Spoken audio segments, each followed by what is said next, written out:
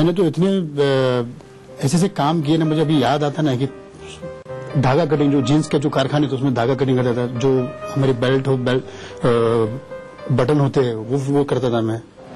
तो काफी चीजें, यहाँ तक मैं कैटरिंग भी किया, मैंने कैटरिंग ज्वाइन किया है। पर आज सब याद आता है कि क्या क्या दिन देखे हमने। मुश्किल है।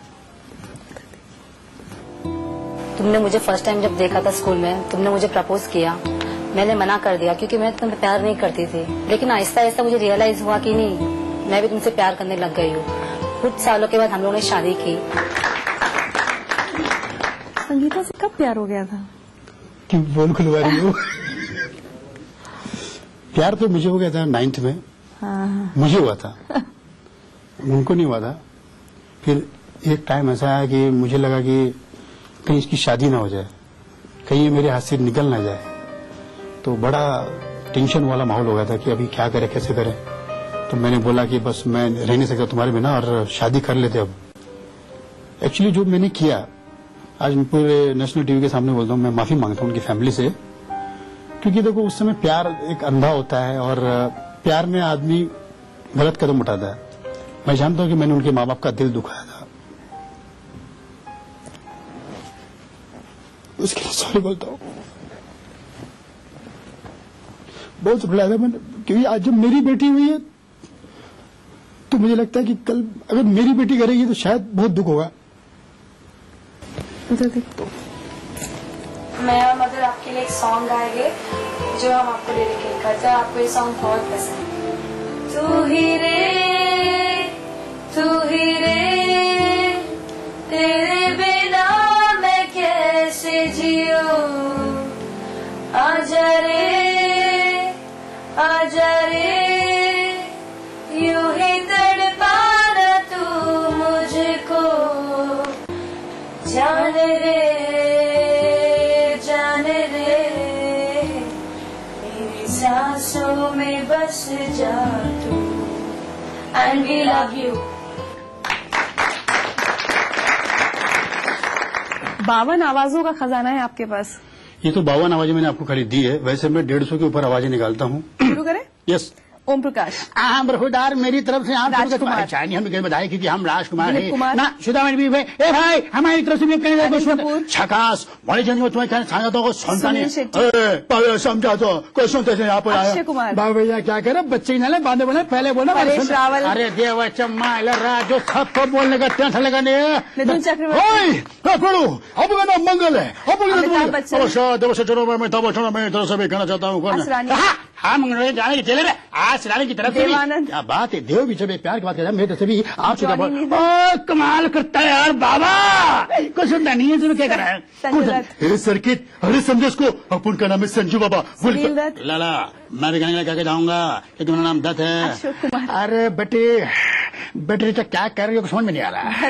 एक खून पी जाऊंगा प्यारे भाई, धर्म जब गर्म गर्म ताली बस्ती बरखुदार प्राण जब भी आएगा यही कह के जाएगा मेरी तरफ से भी आपसे 50 को सूर। जब किसी गाँव में कुछ होता है सबसे पहले सारा शहर मुझे लाइन के नाम से जानता बरखुदार। अरे भैया पूरा बिहार तोरे साथ सबको बोल दिया है लालू जब आया है, पूरा धनाधन है। ये ले हिंदू का खुद मुसलमान का, समझते नहीं बात को। राजेश खन्ना।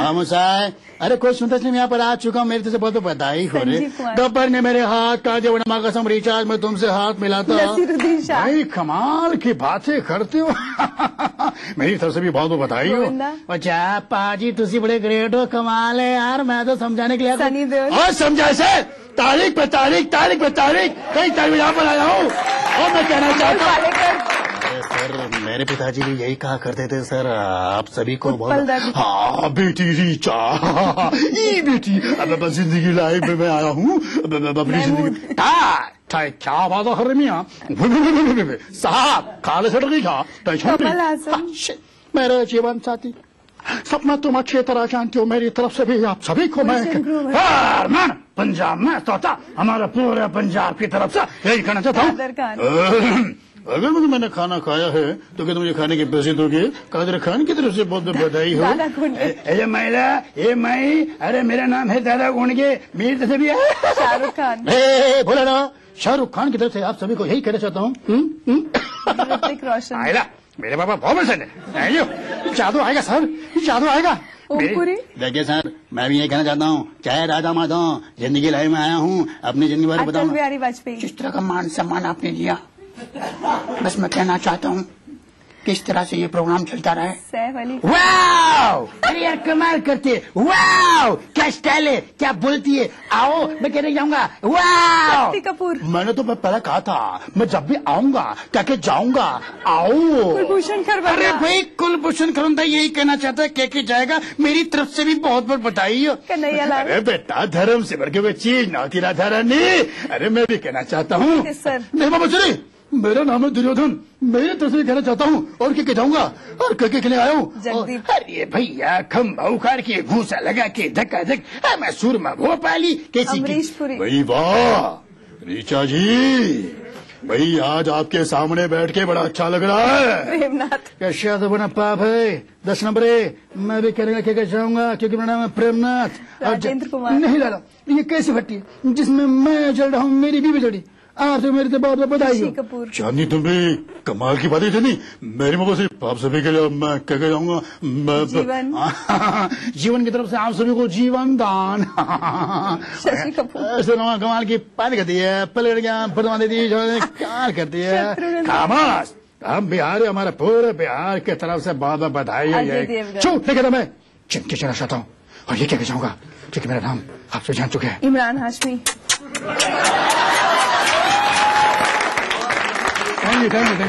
अशोक कुमार, बीमार बच्चा, पैदाइशी बीमार, झूले में कैसे रहेगा अशोक कुमार।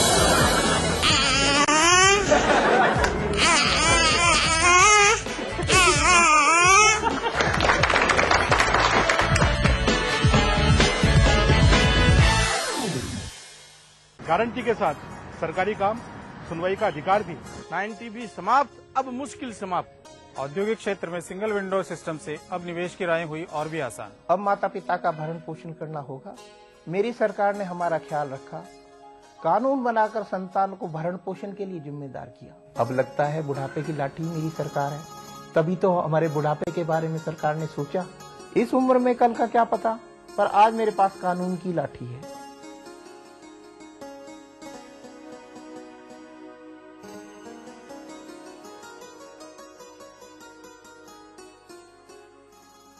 ये है उभरता हुआ भारत, इसकी गारंटी कौन लेता है?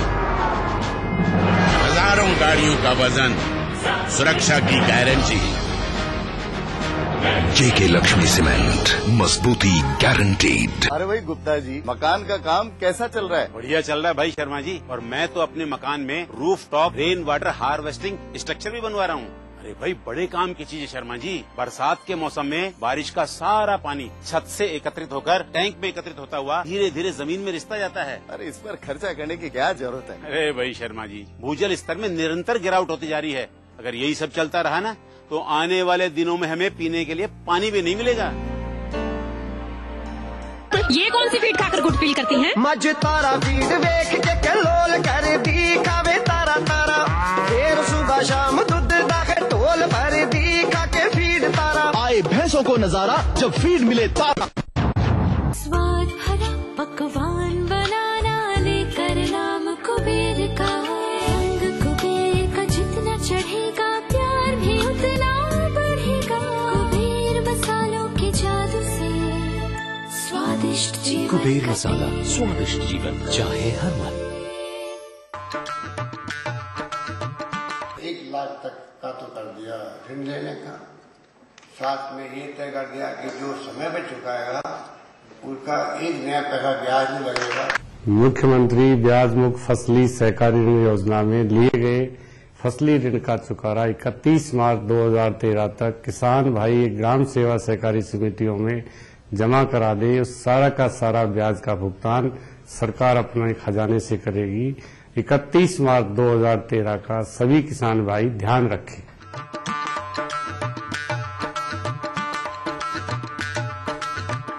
मामा, मोहतरमा, मामा, बेबी, मामा, मिया, खाइए तो सही। मामा मिया। मीठे से भी मीठा मामा मिया। Doctor, engineer, scientist, pharmacist, paramedic, management professional, software developer. अब पूरी होगी हर ख्वाहिश गीतांजलि यूनिवर्सिटी के साथ। बेहतरीन इंफ्रास्ट्रक्चर, खुला विशाल कैंपस, 96% प्लेसमेंट, 1000 सीट वाले ऑडिटोरियम की सुविधा, निष्णात फैकल्टी और गेस्ट लेक्चर्स। गीतांजलि यूनिवर्सिटी। आपके सुझाव के लिए बहुत बहुत धन्यवाद। ये एक शुरुआत है, हम एक साथ मिलकर बदलाव लाएंगे और इस कोशिश में आपका सहयोग महत्वपूर्ण है। मुझसे सीधा संवाद कीजिए गूगल प्लस हैंगआउट पर 29 मार्च 2013 को 7:30 बजे।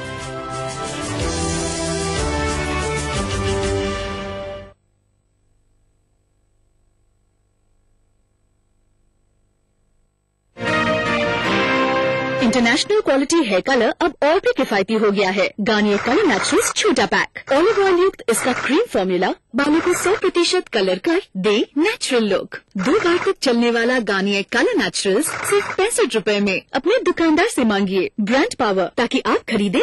देखिए ETV राजस्थान सभी DTH प्लेटफॉर्म पर, डिश टीवी पर चैनल नंबर 822, एयरटेल पर चैनल नंबर 288, टाटा स्काई पर चैनल नंबर 162, बिग टीवी पर चैनल नंबर 418, वीडियोकॉन पर चैनल नंबर 748। देखिए आपका अपना चैनल।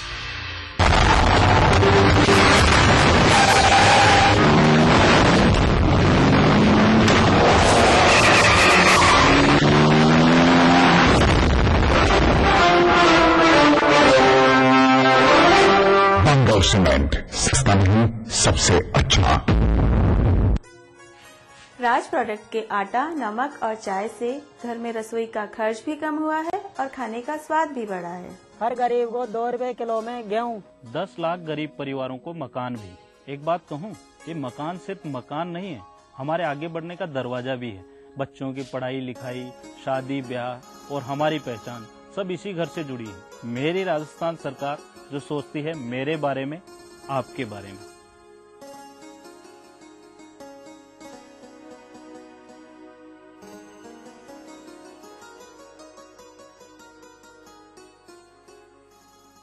ये है उभरता हुआ भारत, इसकी गारंटी कौन लेता है? आसमान को छूती इमारतों में चैन की नींद की गारंटी। JK लक्ष्मी सीमेंट, मजबूती गारंटीड। ये कौन सी फीड खाकर गुड फील करती हैं? मज तारा फीड वेख के लोल कर दी खावे तारा तारा, फिर सुबह शाम दूध दाखे टोल भर दी खा के फीड तारा। आए भैंसों को नजारा जब फीड मिले तारा।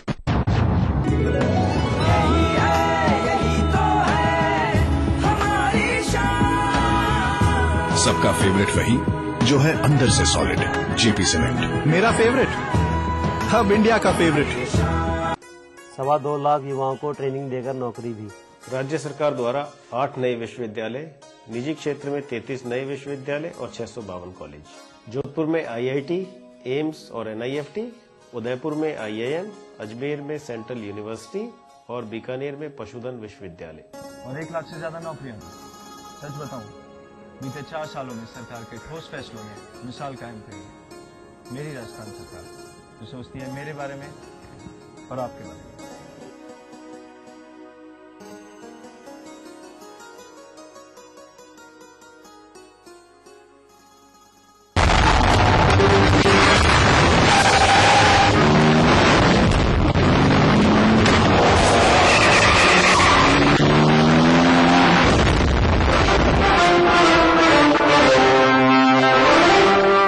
सीमेंट सस्ता नहीं, सबसे अच्छा।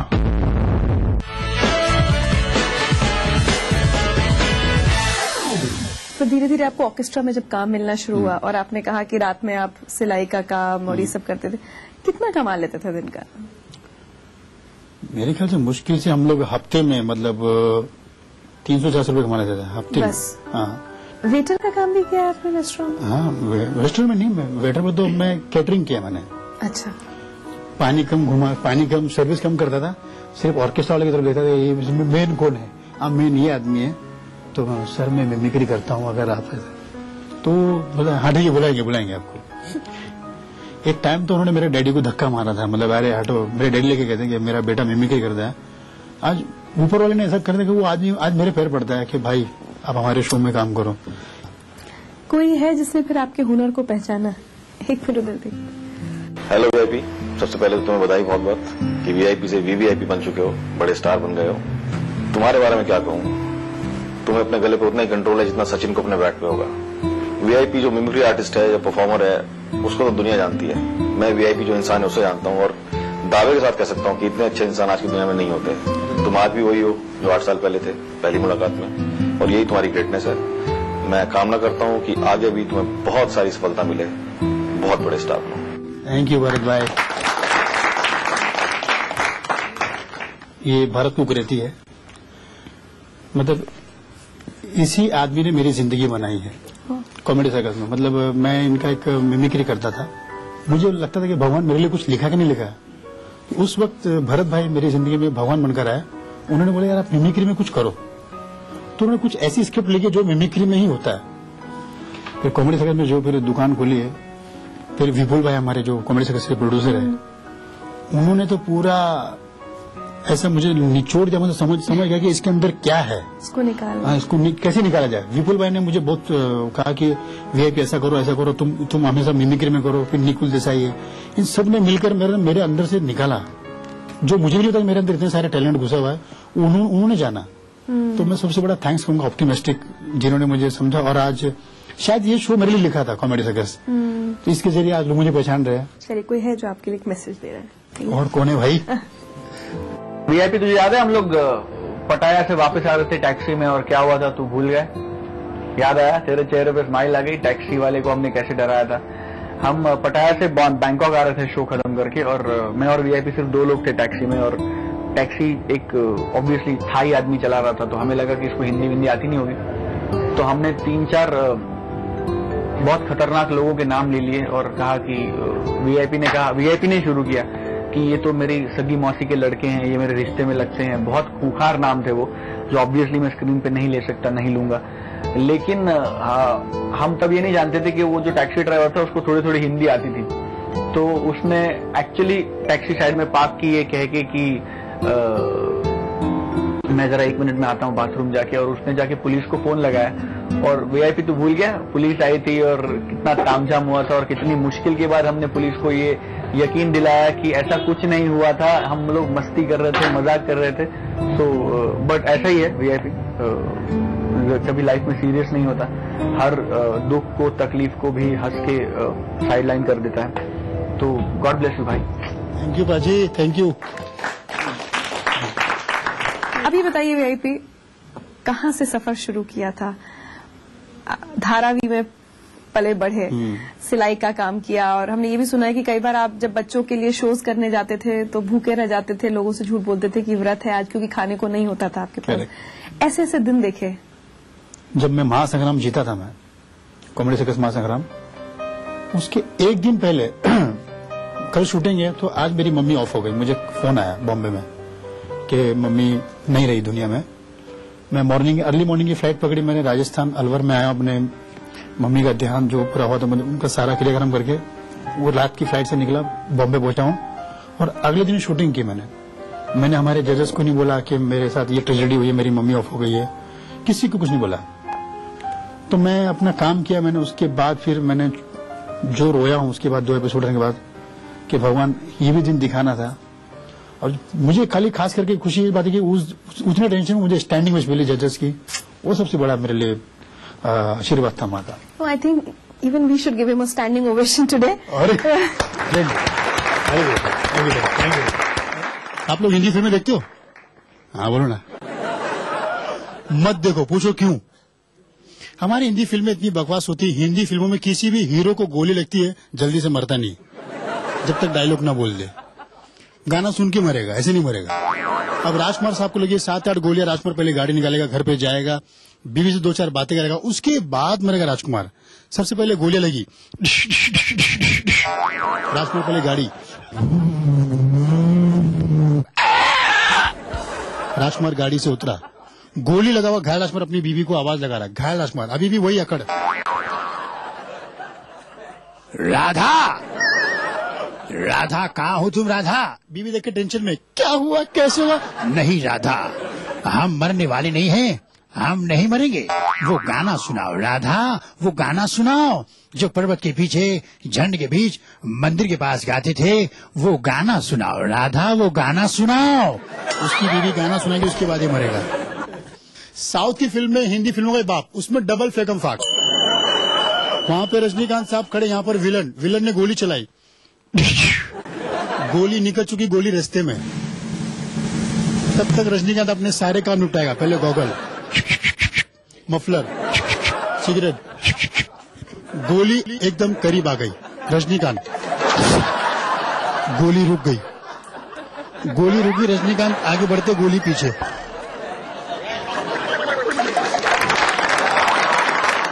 विलन, गोली, रजनीकांत, यन्नड़ा, गोली घुमा दी, वो मर गया।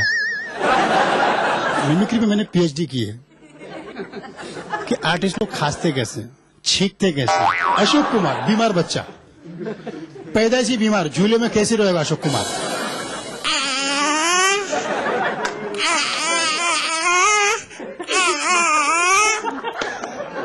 देव साहब पैदा होती,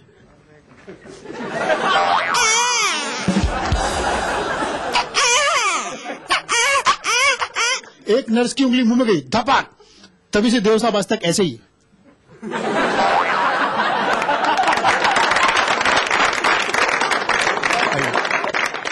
बच्चन साहब का बचपन।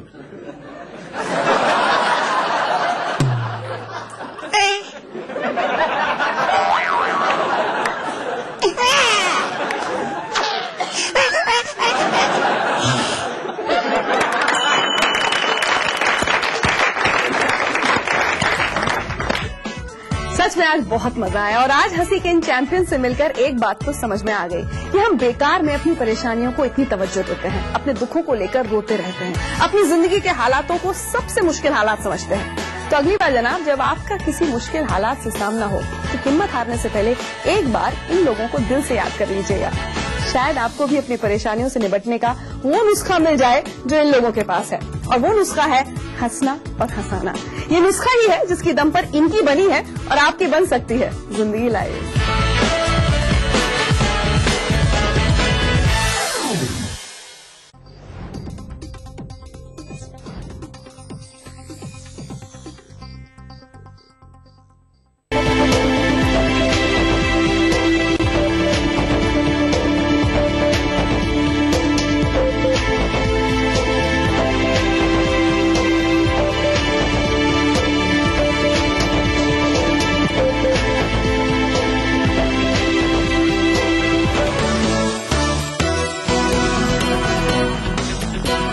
नमस्कार, दुनिया अपडेट में आपका स्वागत है। आइए नजर डालते हैं इस एपिसोड की सुर्खियों पर।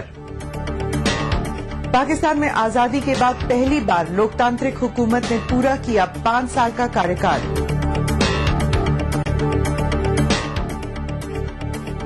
साइबर वॉर की तैयारी में जुटा है चीन, सभी अंतर्राष्ट्रीय कानूनों को किया नजरअंदाज।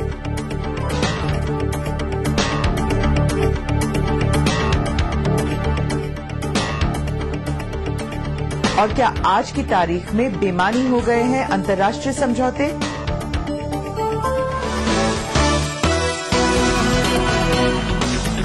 पाकिस्तान के इतिहास में पहली बार जमहूरी हुकूमत ने 5 साल का कार्यकाल पूरा कर लिया है। वहां 11 मई को आम चुनाव कराए जाएंगे। पाकिस्तान में पिछले 6 दशक में 12 सरकारें या तो तय वक्त से पहले ही गिर चुकी या फिर सेना द्वारा गिरा दी गईं। हालांकि आसिफ अली जरदारी के नेतृत्व वाली पाकिस्तान पीपल्स पार्टी की हुकूमत के दौरान वहां आतंकवाद, महंगाई, बेरोजगारी और फिदायीन हमलों में खासा इजाफा हुआ, लेकिन किसी न किसी तरह पाकिस्तानी हुकूमत अपना कार्यकाल पूरा करने में कामयाब रही। पाकिस्तान में चुनाव का बिगुल बज चुका है। आम चुनाव के साथ वहां चारों राज्यों की विधानसभा के लिए भी चुनाव होने हैं। पाकिस्तान में होने वाले ये चुनाव बेहद महत्वपूर्ण है और ये आने वाले वक्त में पाकिस्तान की दिशा तय करेंगे। ये चुनाव ऐसे वक्त में हो रहे हैं जब पाकिस्तान में आम नागरिक, अल्पसंख्यक समुदाय, पुलिस के जवान और यहां तक कि सेना के लोग भी आतंकियों के निशाने पर हैं। कट्टरपंथियों का दबदबा और उनकी अहमियत बढ़ती जा रही है। कभी पाकिस्तान के इशारे पर काम करने वाले आतंकवादी संगठन आज उसे ही खत्म करने पर तुले हैं। ऐसे में वहां चुनाव पूरी तरह निष्पक्ष और पारदर्शी होंगे, ऐसा होता दिखाई नहीं पड़ रहा। टेररिज्म जो कि पहले नहीं थी, बहुत ज्यादा हो गई है। अब समझ नहीं आती इसमें।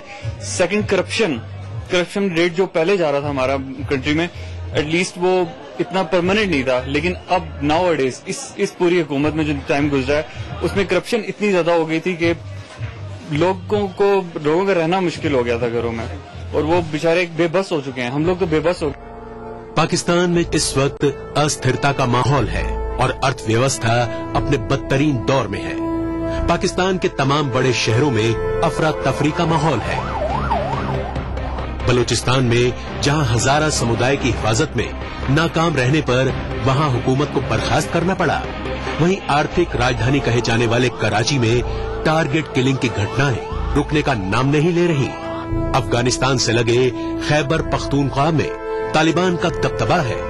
ऐसे माहौल में क्या राजनेता इन इलाकों में चुनावी रैलियां करने का जोखिम उठाएंगे, ये बड़ा सवाल है। इसके अलावा इन इलाकों में चुनाव शांतिपूर्वक संपन्न होंगे, ऐसा भी नहीं कहा जा सकता।